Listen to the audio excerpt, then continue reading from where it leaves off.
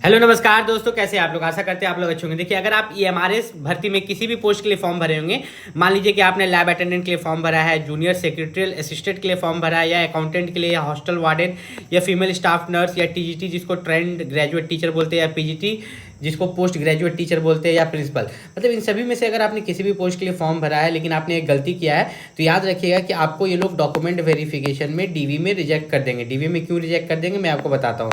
देखिए, सबसे पहले मैं इसको मिटा देता हूँ, रब कर देता हूँ। अब मैं आपको बताता हूँ होता क्या है ना, कि यहाँ पर ईएमआरएस जो हमारी है ये सेंट्रल गवर्नमेंट की भर्ती है, ठीक है, जिसमें कि यहाँ पर जितने भी रिजर्व्ड कैटेगरी के बच्चे हैं, रिजर्व्ड कैटेगरी में कौन आ गया आपके, जैसे कि ओबीसी वाले, एससी, एसटी और ईडब्ल्यूएस।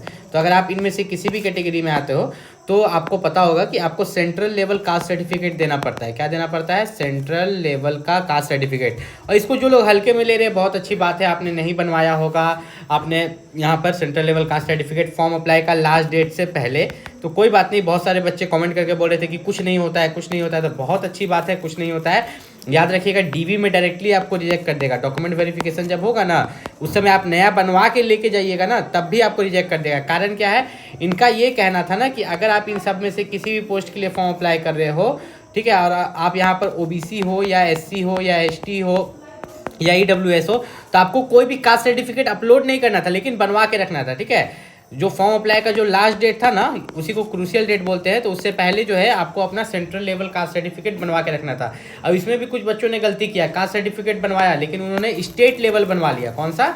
State level. अब स्टेट लेवल और जो सेंट्रल लेवल है उसमें अंतर क्या होता है, ठीक है। स्टेट लेवल और सेंट्रल लेवल का सर्टिफिकेट में अंतर क्या होता है? जो भी स्टेट लेवल जॉब्स होते हैं उनके लिए स्टेट लेवल लगता है। सेंट्रल लेवल जैसे आपका यूपीएससी हो गया, ईएमआरएस हो गया, ठीक है, बैंक वाला हो गया, रेलवे का हो गया, तो इन सभी के लिए सेंट्रल लेवल। तो इसमें आपका ईएमआरएस भी है सेंट्रल लेवल में। तो जो सेंट्रल लेवल है यहाँ पर, तो याद रखिएगा इस चीज़ के लिए कि अगर आपने ईएमआरएस में फॉर्म अप्लाई किया है तो आप सेंट्रल लेवल कास्ट सर्टिफिकेट को कैसे पहचानिएगा कि सेंट्रल लेवल कास्ट सर्टिफिकेट कैसा होता है। देखिए, आपका जो सेंट्रल लेवल कास्ट सर्टिफिकेट होता है उसके ऊपर में मैं आपको दिखा देता हूँ क्या लिखा हुआ रहता है, ठीक है। उसके ऊपर में मैं आपको दिखा दूंगा कैसे आप पहचानिएगा कि आपके पास जो कास्ट सर्टिफिकेट है वो स्टेट लेवल वाला है या सेंट्रल लेवल वाला है। उससे पहले मैं आपको थोड़ा सा सैलरी बता दूं। बहुत सारे बच्चे बोलते हैं कि सरकारी नौकरी बेकार होता है। सरकारी नौकरी कितना अच्छा होता है मैं आपको दिखाता हूँ। एक यहाँ पर मैं आपको एक अकाउंटेंट की ही सैलरी दिखाता हूँ, या उससे भी छोटा, जूनियर सेक्रेटरियल असिस्टेंट, ठीक है, ये आपका जो 12 पास था, ठीक है, इसका सैलरी देखिए 19,900 से लेकर 63,200। एक टीजीटी ट्रेंड ग्रेजुएट टीचर जो इंग्लिश, हिंदी, मैथ ये सब पढ़ाएगा, आपका 6 से लेके यहाँ पर 8 तक ट्रेंड ग्रेजुएट टीचर, उसकी सैलरी देखिए 44,900 से लेके 1,42,400 तक जाएगा, ठीक। तो सैलरी बहुत खतरनाक है। मेन है कि आपको एग्जाम निकालना है। तो एग्जाम कैसे निकालिएगा? देखिए, प्रिंसिपल का तो बहुत कम बच्चा फॉर्म भरता है, तो इसके बारे में हम नहीं बताएंगे। हम आपको बताएंगे पीजीटी और टीजीटी के बारे में, ठीक है। पीजीटी और टीजीटी, टीजीटी इससे नीचे है, पहले पीजीटी के बारे में बात करते हैं। पीजीटी में आप देखिएगा कि ये जो आपका यहाँ पर 20 है, ठीक है, यहाँ पर जो 20 क्वेश्चन है 20 मार्क्स का, ये क्वालिफाइंग है। बाकी वो जो ऊपर में 100 है, ठीक है, ऊपर में आपका जो 100 है उसी में से आपको यहाँ पर कटअप पार करना है। मतलब प्रीलिम्स का एग्जाम, मेंस भी होता है लेकिन प्रीलिम्स का एग्जाम आपको पास करना है। तो यहाँ पर आप देखिएगा 100 में से जनरल अवेयरनेस, ये जो है आपका टीचिंग एप्टीट्यूड 30 नंबर का, ठीक है, टीचिंग एप्टीट्यूड 30 नंबर का है। और आपका यहाँ पर एक ठो आप देखिएगा कि आपका डोमेन नॉलेज जो है 30 नंबर का है। तो 100 में से 60 तो यही कवर कर रहा है। तो अगर इसमें से किसी एक सब्जेक्ट में, टीचिंग एप्टीट्यूड या डोमेन नॉलेज में, किसी एक में आप फुल मार्क्स ला लेते हो ना 30 में 30, तो ऐसे ही आप 70 तक पहुंच जाओगे। मैं आपको समझाता हूँ। जैसे कि मान लो कि आपका टीचिंग एप्टीट्यूड बहुत अच्छा है, आप इसमें 30 में 30 ला लेते हो, ठीक। डोमेन नॉलेज में से 30 में आप यहाँ पर 20 ले आते हो। बाकी आप यहाँ पर 15 में 10 भी ले आते हो, यहाँ भी 15 में 10, यहाँ 10 में 5 ले आते हो। तो आप जोड़ के देखो कितना होता है, ठीक है। जोड़ते हैं 20, 30, 50, 60, 70, 75, तो लगभग 70 प्लस मार्क्स आपको लाना है। कितना? 100 में से 70 प्लस मार्क्स अगर आप प्रीलिम्स का एग्जाम पास करना चाहते हैं टीजीटी से। अब यहाँ पर जो मेंस है, मेंस देखिए प्रीलिम्स का रिजल्ट निकलने के बाद 3 महीना के बाद मेंस होगा, या मिनिमम 2 महीना के बाद, तो आपके पास अच्छा खासा समय रहेगा। तो अभी मैं मेंस की बात नहीं करने वाला, अभी हम यहाँ पर बात करेंगे। ऐसे यहाँ पर लिखा क्या है, merit list for the post of PGT will be prepared on the basis of performance in tier 2 examination. मतलब ये बोल रहा है कि मेंस एग्जाम पर ही जो है आपका मेरिट बनेगा, लेकिन मेंस एग्जाम में तो तभी ना जाएंगे जब प्रीलिम्स एग्जाम को यहाँ पर निकालेंगे।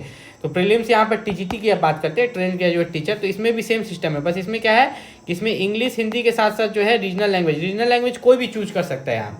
जैसे कि रीजनल लैंग्वेज में आपने एक इंग्लिश चूज़ कर लिया 10 मार्क्स का, 10 मार्क्स का हिंदी, और रीजनल लैंग्वेज में भी आप इंग्लिश या हिंदी कुछ भी आप चूज़ कर सकते हो। उसके बाद क्या होगा कि ये जो 30 क्वेश्चन है इसमें से आपको कितना लाना है, 12 सही कीजिएगा, आपका कहानी खत्म।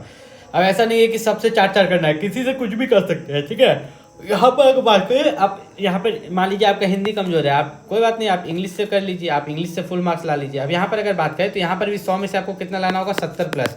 यहाँ पर भी 70+ लाने का एक ही नियम है कि आपको ये टीचिंग एप्टीट्यूड जो है 30 नंबर का, ठीक है, और डोमेन नॉलेज जो 30 नंबर का है, यहाँ डोमेन नॉलेज है, तो इन दोनों में से, ठीक है, यहाँ पर मैं इसको हटा देता हूँ। देखिए यहाँ पे है ना, टीचिंग एप्टीट्यूड हो गया, 5 नंबर में डोमेन नॉलेज हो गया। तो ये दोनों जो है इसमें से किसी एक में अगर आप फुल मार्क्स ला लेते हो, बाकी में थोड़ा थोड़ा भी लाओगे तो आप 70 तक पहुंच जाओगे। कितना तक, 70 तक। और उसके बाद यहाँ पर अगर हम देखें हॉस्टल वार्डन, तो हॉस्टल वार्डन में भी 100 में से जो आपका यहाँ पर है, इसमें इंग्लिश हिंदी भी यहाँ पर जुड़ता है कट ऑफ में, तो इसमें भी आपको 70+ मान के चलना है। याद रखिएगा कट ऑफ 70+ रहेगा, 70 से नीचे रहने वाला नहीं, अगर आप ऐसा सोच रहे हैं। मेंस की बात अभी नहीं कर रहा हूँ मैं, सब में प्रीलिम्स की बात कर रहा हूँ। अकाउंटेंट के लिए भी आपको 100 में से 70+ यहाँ पर मान के चलना है।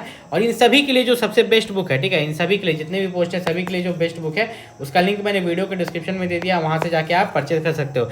टीचिंग एप्टीट्यूड में अगर देखें तो इसमें भी आप देखें कि रीजनिंग एबिलिटी से 25 है, मैथ से 25 है, ठीक है, जनरल अवेयरनेस से 20 है। तो ये जो 3 सेक्शन आपको दिख रहा है ये आपका मजबूत होना चाहिए, मतलब कम से कम ये दोनों तो जरूर, रीजनिंग और मैथ मजबूत नहीं है तो आप ऐसे ही आउट हो जाइएगा, ठीक। उसके बाद अगर यहाँ पर देखें लैब अटेंडेंट, तो इसमें भी आपका रीजनिंग और मैथ मेन सब्जेक्ट्स हो जाते हैं, ठीक। तो मैं आपको बता दूं कि आपका एग्ज़ाम जो है OMR सीट पर होगा। OMR सीट पर आपको प्रैक्टिस करते रहना है, आपको बाजार से OMR सीट खरीद के ले आना है। और जो बुक मैं बता रहा हूँ, ठीक है, मैंने सभी सब्जेक्ट के लिए बुक डाल दिया है। आपका TGT के लिए भी बुक डाल दिया है, PGT के लिए भी, पोस्ट ग्रेजुएट टीचर के लिए भी, प्रिंसिपल के लिए भी, हॉस्टल वार्डन के लिए भी, लैब अटेंडेंट के लिए भी, ठीक है, फीमेल स्टाफ नर्स, सभी के लिए जो बुक है इस वीडियो के डिस्क्रिप्शन लिंक में, ठीक है, इस वीडियो के डिस्क्रिप्शन लिंक में बुक डाला हुआ गया है। इस वीडियो में जो नीचे मोर टिप आ रहा है, मोर टिप के जाइए, नीचे डिस्क्रिप्शन में सभी का बुक डाला गया है, वहाँ से जाके परचेस कर लीजिए और अपनी तैयारी अच्छे से कीजिए। आप सोचिएगा कि एक महीने के लिए क्या बुक खरीदे, आपको खरीदना ही पड़ेगा 1 महीने के लिए बुक, क्योंकि अगर आप बिना बुक का पढ़िएगा, यूट्यूब से जहाँ तहाँ से पढ़िएगा, तो आप एग्जाम को नहीं निकाल पाइएगा। याद रखिएगा फॉर्म फीस आपने बहुत महंगे दिए, यहाँ पर 2000 1500 रुपये ऐसे करके फॉर्म फीस लगे हैं। कोई भी दिक्कत हो आप नीचे कमेंट करके पूछ सकते हो। मिलता है